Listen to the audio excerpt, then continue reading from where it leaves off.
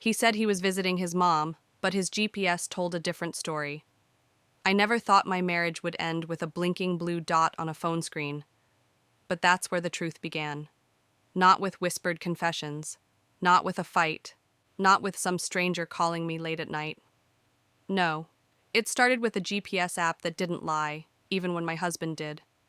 My name is Emily, I'm 32 years old, and for the last 6 years I thought I was living a normal, stable marriage. My husband, Daniel, is 35, an IT consultant who travels around the city fixing systems, dealing with clients, and sometimes working late. At least that's what he always told me. We met in college, dated for 4 years, and got married in a modest ceremony with close family and friends. For a long time, I believed I'd chosen the right partner. Daniel was charming, reliable, and incredibly attentive in the beginning. He used to cook for me, surprise me with little gifts, and talk about how excited he was for our future. But something shifted after the 3rd year of marriage. At first, it was subtle. Longer hours at work, sudden weekend trips to see his mother, and vague explanations whenever I asked questions. And for a while I believed him. Because why wouldn't I? He was my husband. It was a rainy Thursday evening when I first noticed the inconsistency. Daniel had left the house around 6 p.m., saying he was driving to his mom's place because she wasn't feeling well. His mother lived about 40 minutes away in a quiet suburban neighborhood. He kissed me goodbye, grabbed his jacket, and promised he'd be back before midnight. I didn't think much of it until I checked the shared GPS account we had. It was something we set up years ago after I once got lost driving. We both agreed it was useful to know each other's locations in case of emergencies. Honestly, I'd almost forgotten it existed, but that night, for no real reason, I opened the app. And there it was. The little blue dot that represented Daniel wasn't anywhere near his mother's house. Instead, it was moving slowly across the city, stopping in an area I knew too well, the seedy part of town, filled with cheap motels, neon bars, and places people don't usually admit visiting. At first, I thought it must be a mistake. GPS glitches happen, right? Maybe he took a wrong turn, maybe he was buying gas, maybe anything else. But when I checked again 30 minutes later, he was still there, still at the same spot. And it wasn't a gas station. It was a run-down building with a reputation that made my stomach twist. Planting the seed of doubt. I told myself not to overreact. When Daniel came home that night, he smelled faintly of cologne and cigarettes.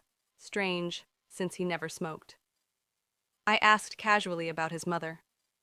"She's fine," he said quickly. I stayed a bit longer because she wanted to talk about some family stuff. His eyes darted away from mine just for a second. And that was the moment the seed of doubt lodged itself inside me. I wanted to believe him. God, I wanted to. But something about his story felt rehearsed, too clean, and the GPS app wouldn't leave my mind. So I started watching him more carefully. Over the next few weeks, Daniel had more and more excuses to visit his mom. Sometimes it was late at night, sometimes on weekends. He'd dress neatly, spray his cologne, and disappear for hours. Every single time, the GPS showed him in that same neighborhood, never at his mother's house. I tested him once. The next morning, I called his mother, pretending to check in. She sounded cheerful, completely unaware of any late-night visits. "Oh, Daniel?" "No, honey, I haven't seen him in a while," she said casually. My chest tightened. He wasn't even bothering to keep the lies consistent. That's when I started keeping notes. Dates, times, the exact addresses his GPS showed. I felt like a detective in my own marriage, scribbling down evidence I didn't want to believe. And the more I wrote, the more undeniable the truth became. One Friday evening, after another vague excuse about his mom, I couldn't take it anymore. I grabbed my keys, waited 10 minutes after he left, and quietly followed his car. I stayed far enough behind so he wouldn't notice me, my heart pounding so loud I thought he might hear it through the rearview mirror. He drove straight into that neighborhood, parked in front of the same decrepit building, and walked inside without hesitation, like he'd done it 100 times. I sat in my car, staring, shaking. The building's flickering neon sign left little to the imagination. It wasn't a restaurant, or a bar, or even an apartment. It was a brothel, one of those places whispered about in hushed tones, where desperate men went for cheap thrills. I couldn't breathe. I couldn't move. My husband, the man who once promised me loyalty, who cried tears of joy when we exchanged vows, was walking casually into a place like that. And the worst part? He didn't even look guilty. After that night, I didn't confront him immediately. I wish I could say I was brave, that I shouted the truth in his face. But instead, I sank into silence. I watched. I tracked. I let the evidence pile higher and higher until it crushed me. Every time he came home late, I noticed the little details. The faint smell of perfume that wasn't mine. The way he avoided intimacy with me, claiming he was too tired. The credit card bills with strange charges at ATMs near that neighborhood. He wasn't even careful, and maybe that was the part that hurt the most, how little he respected me to cover his tracks. One night, when he once again claimed to be at his mom's, I drove directly to the building myself. I parked across the street and waited. 2 hours later, he emerged. His shirt was rumpled, his hair messy, his steps a little unsteady. He pulled out his phone, laughed at something on the screen, and walked to his car like a man with no worries in the world. And I knew, with a clarity that cut like glass, that I wasn't crazy, I wasn't paranoid, I wasn't insecure, I was betrayed. That was the night I decided to confront him. He said he was visiting his mom. That was his line, the simple explanation that should have calmed my nerves and left no room for doubt. "Babe, don't worry. I'll be at Mom's place for the evening. She's been lonely lately. You know how it is." He said it casually, with that familiar warm smile, like he always did when he wanted me to believe him without question. For a while I did. After all, why wouldn't I? We had been married for almost 10 years. We had built a life together, bought a little house just outside the city, even started talking about kids seriously for the first time. He was my partner, my best friend, the one person I thought I could trust completely. But trust isn't destroyed all at once. It crumbles, piece by piece, like bricks knocked loose from a wall until one day you realize there's nothing holding it together anymore. For me, the cracks started showing about 6 months ago. He became more secretive. His phone, which used to lie face up on the counter, now never left his pocket. Late-night texts, sudden work emergencies, small inconsistencies in his stories that didn't add up.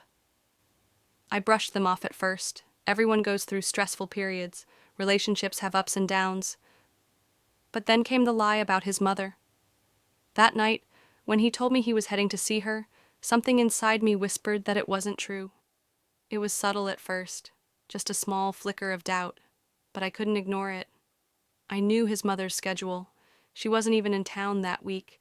She'd flown out to stay with her sister after a minor surgery. He didn't know that I knew. That was the first moment I decided to check. We had recently shared our locations with each other through our phones. A practical decision mostly, safety when driving, convenience when meeting up. He had probably forgotten that I could see him, or maybe he didn't care. Either way, when I opened the app and saw where he really was, my entire body froze. He wasn't at his mother's. He wasn't anywhere near her. Instead, his GPS pin glowed in a part of town I recognized all too well, an area infamous for its cheap motels, neon-lit clubs, and seedy bars, the kind of place decent people avoided unless they had business they didn't want others to know about. At first, I told myself it was a mistake. GPS can glitch, right? Maybe he just stopped to grab food. Maybe his car broke down. Maybe. My heart wanted excuses, but my gut knew better. That was the beginning of my private investigation. The next time he told me he was visiting his mom, I tracked him again. Same area, different night, different excuse. He didn't know that I sat at home staring at my phone, pulse racing, hands trembling as I watched his little blue dot move across the map. I could see the exact motel he parked near. I could see how long he stayed. 2 hours, 3 hours, sometimes more. I wanted to confront him right away, but something in me resisted. I needed proof, concrete evidence that would shut down any attempt at denial, because I knew him. I knew how charming he could be, how easily he could twist his words, how he could laugh off suspicion and make me feel guilty for even questioning him. So I started keeping notes, dates, times, addresses, screenshots of his location history. Slowly, the pattern emerged, and the picture became horrifyingly clear. But it wasn't enough for me just to know where he was going. I needed to know why. One night, my curiosity pushed me further than I ever thought I'd go. I drove there myself. My hands were sweating on the steering wheel the entire way, my stomach tied in knots. I parked a few blocks away from the glowing neon sign of the motel he seemed to favor. I sat there, heart pounding, eyes glued to the entrance. And then I saw him. He pulled up in his car like he always did. He looked around quickly, nervously, then walked toward the entrance. A woman was waiting outside for him. She wore too much makeup, a tight dress, and high heels that made her wobble on the cracked pavement. He said something to her, she laughed, and then they disappeared inside together. I couldn't breathe. It felt like someone had punched me in the chest. That was the moment everything changed. I didn't confront him that night. I couldn't. Instead, I drove home in silence, gripping the wheel so hard my knuckles turned white. I lay in bed staring at the ceiling, while his side of the bed stayed empty until morning. When he finally came home, smelling faintly of cheap cologne that wasn't his, he slipped under the covers and kissed my cheek like nothing had happened. The audacity, the sheer boldness of it all. Over the next few weeks, I gathered more and more evidence. It wasn't just one woman, it was several. Sometimes the same motel, sometimes different ones. Sometimes he stayed longer, sometimes shorter, but the pattern was undeniable. He wasn't working late. He wasn't visiting his mom. He wasn't stuck in traffic. He was paying for company, regularly. And I began to realize how deep his lies ran. The missing money from our joint account suddenly made sense. The random cash withdrawals. The new cologne he claimed was a gift from a friend. Even the sudden bursts of energy and strange moods. Everything pointed back to the secret life he was living behind my back. I kept silent for a long time, but inside, the anger grew. The betrayal festered like an open wound. I began rehearsing what I would say to him, how I would confront him, how I would shatter the illusion he had so carefully built. But every time I tried, the words stuck in my throat. Until one night, it finally happened. He came home late again, his shirt slightly wrinkled, his hair smelling faintly of perfume. He mumbled the same tired excuse about his mom needing extra help. And that's when I snapped. I looked him dead in the eye and said, "Your mom's been out of town for weeks. Do you really want to try that excuse again?" The blood drained from his face. He stammered, tried to laugh it off, but I didn't let him. I pulled out my phone, opened the app, and showed him the dozens of screenshots I had saved. "This is where you've been," I said, my voice shaking but strong. "Not with your mom, not at work, at motels, with women." For a moment he just sat there in silence. Then he tried to spin it. "You don't understand. It's not what you think. But I cut him off. Don't. Don't insult me with more lies. I saw you, with my own eyes." And in that moment, the mask finally fell. He stopped pretending. He admitted it, all of it, the women, the money, the double life he had been leading. He even tried to justify it, said it wasn't about me, that he still loved me, that it was just a release. But his words meant nothing. Love doesn't look like betrayal. Commitment doesn't look like secrets. That night, I told him to leave. He begged, he pleaded, he cried. But I was done. The wall of trust we had built together was already rubble, and there was no way to rebuild it. In the weeks that followed, I went through every emotion possible: rage, heartbreak, grief, even a strange sense of relief. Because as painful as the truth was, at least I wasn't living in ignorance anymore. At least I wasn't wasting my love on a man who had thrown his vows away in exchange for strangers and neon lights. And maybe the hardest part to accept was this: he wasn't the man I thought he was. Maybe he never was. I've learned that sometimes the people closest to you can lead double lives, and you won't know until you're brave enough to look. I was that brave.